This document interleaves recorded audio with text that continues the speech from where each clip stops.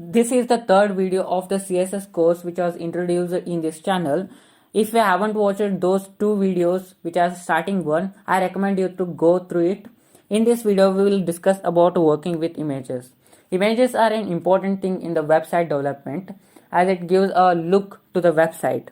When I am discussing about the images, to add images in CSS we use the property of background with the value of URL, and in the URL we will add that image file, means image file link we will add in it, and it will just display that image.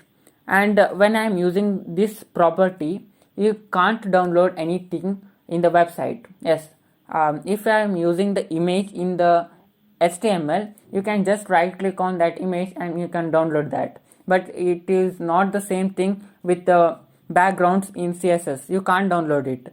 And to create this background property, you must have an element in CSS, and you have to call that element, and you have to give the background image to it.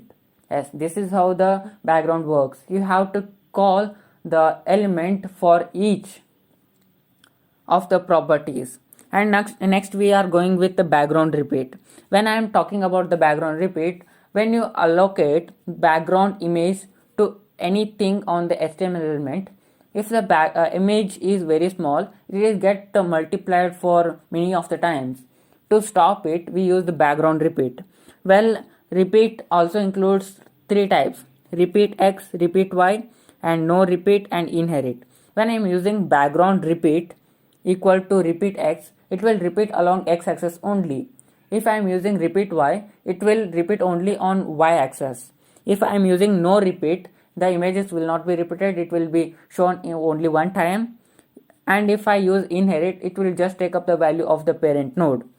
Next we are going with the background position. We can give the position of that background image, means we can give the axial position to it. Axial position include X and Y. We have the property of background repeat, we have X and Y. And when I am talking about X, it will along X axis and Y along Y axis. We can push the image along X axis, we push along Y axis.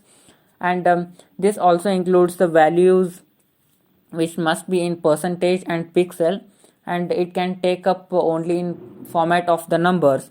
Next we have the background attachment. When I am using the background attachment, it is just showing that whether your background image should move when we scroll that whole HTML tag, or it should have to remain.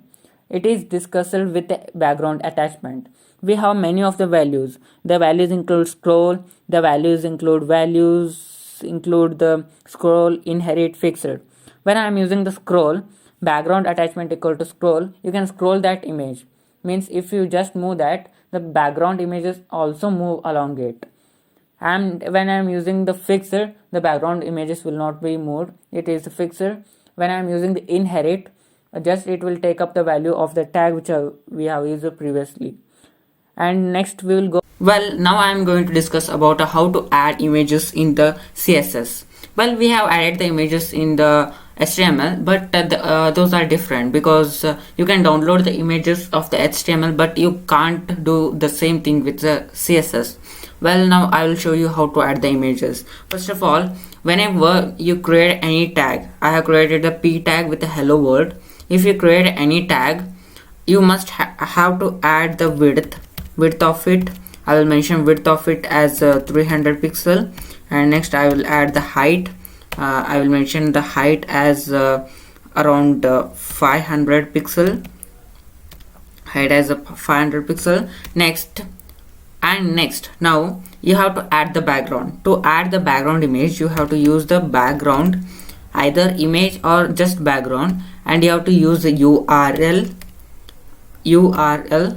and in that, using the this thing, you have to paste that file. For means that image file you have to paste it, and you have to save it, and you have to open it in a browser. As you can have a look at here, it is an image which I have took from the Pixabay, which is a 300 pixel in width and 500 pixel in height, and this is what the image is showing. First of all, this image is quite larger in width, therefore I have to mention some different value for it. I am using 700 pixel and I am saving it. Now I will show you how it works. As you can have a look at here, this is image, but this image is repeating for many times. This is repeating along x-axis, this is repeating along y-axis, therefore I don't need that. To avoid the repetition, we have another tag for that, means another property for that. We will add background repeat. Background repeat. I will mention, first of all I will mention repeat x, means it is repeated only along the x-axis. As you can have a look at here, I will just reload the page. As you can have a look at here, actually the width and height of the p tag is very large, but the images are shown only along the x-axis. As you can have a look at here, this is also an image, but it is not showing because we have only mentioned repeat x. When I use repeat y, I just use repeat y. As you can have a look at here, when I use repeat y, it is repeated along only y-axis. This is how repeat y and repeat x work. And if you don't want anything, means you don't want any repetition, then you have to mention no repeat. When I mention no repeat and I will save it, I just open it in a browser. As you can have a look at here, this is not repeated at all. It is not repeated at all. In fact, the text which you have written as hello world is also displayed here. This is how we add the background image and background repeat. And now we have the background size also. What is the background size? You have to I just mention the borders of this p tag so that you can come up with exact what is the size of that background image. I just mentioned the border. As you have learned it, I add a border 1 pixel solid black. I use a solid black and I will save it and I will show you how it is working. As you can have a look at here, the p tag which we have created with a hello world is actually having a larger size than the actual background image, and we can resize that background image. We can resize that background image by using the background size. Background, I'm using the size, and in the size I'll mention only 80%, means I want 80% of it to be covered for given tag. If I mention 80%, if I reload it, as you can have a look at here, it is covering 80% of it. If I use 100%, it will cover 100% of that whole tag. I will save it and I just open. As you can have a look at here, it had covered 100% of those all thing, means those all tag. Now I use 130%. When I use a size equal background size equal to 130%, it will cover everything. This is how we use background size, and you can also use it with pixels also, and you can also use with the pixels also. Now I am going to discuss about the position.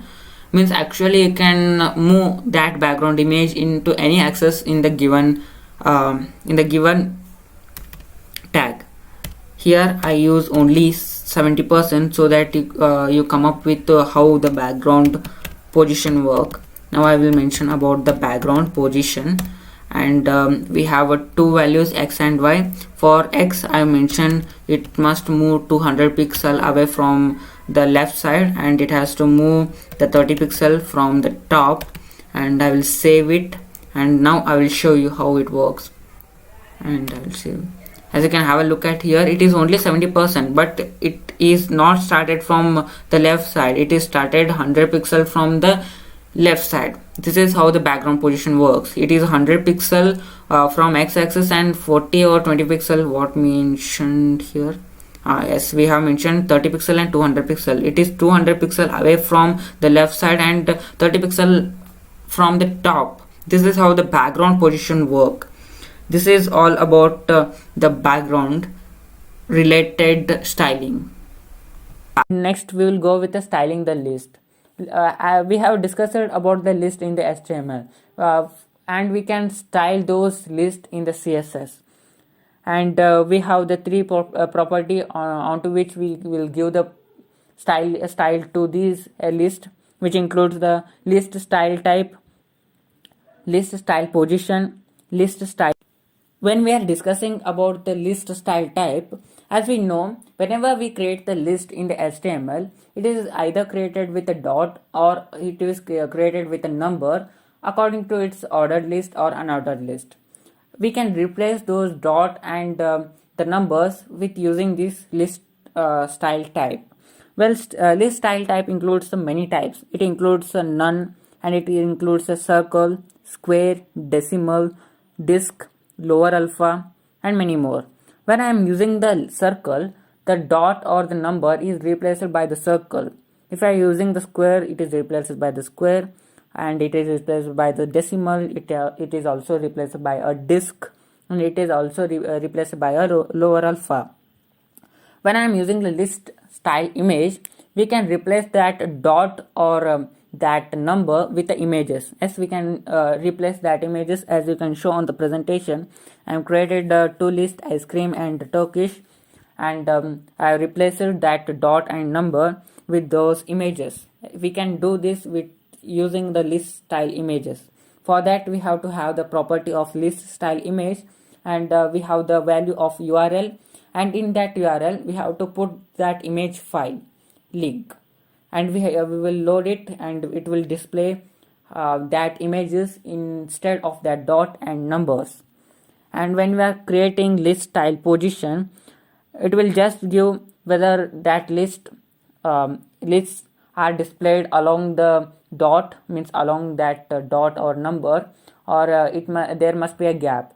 If you are creating list style position equal to inside, the lists are displayed to very near to that dot. If you are creating outside, it will be displayed further from that dot. We will discuss about it in VS Code with more clarification. And when we are discussing about the styling the tables, well, styling the tables is an important aspect, because when we are using the tables in the HTML, it doesn't have any border, it doesn't have any look, it doesn't have any color. To give those all things, we use styling the tables. And we can use the table property to give the styling to the tables, which includes the border collapse, border spacing, empty cell, and tab inside, and table layout, and many of them. And these property include border collapse, border spacing, and empty cell, as well as the table layout. Now we will discuss about the border spacing. This property sets the distance between the border and adjacent cells. Means we have a table, and inside we have the rows and we have the columns. When I am creating the border spacing, it will just give a spacing between those rows and columns with the table borders. And it is created with the property of border spacing with the values must be in pixel. Yes, it must be in pixel. And when we are creating the empty cell, it will just kill up all the empty cells. Means when we are creating the empty cell equal to hide or show, when I use the hide, it will not show any borders through that. When I am using the show, it will show the borders to those empty rows and columns which are present in the table. And next we use the border collapse. When I use the collapse, this property sets whether the table border should be collapsed into a single border or separated as in standard HTML. Means when we are creating the rows and columns, all the rows and columns have their own borders, and to kill that border or to collapse that, we use the border collapse. We can separately use those elements using the borders, or we can use the collapse to end up those all borders. At last we have the table layout. When we use the table layout, it will just lay out the table cells, rows and columns, whether they should be fixed or it is a normal thing. We will discuss them in VS Code. Well, do subscribe our channel for regular updates. Thank you.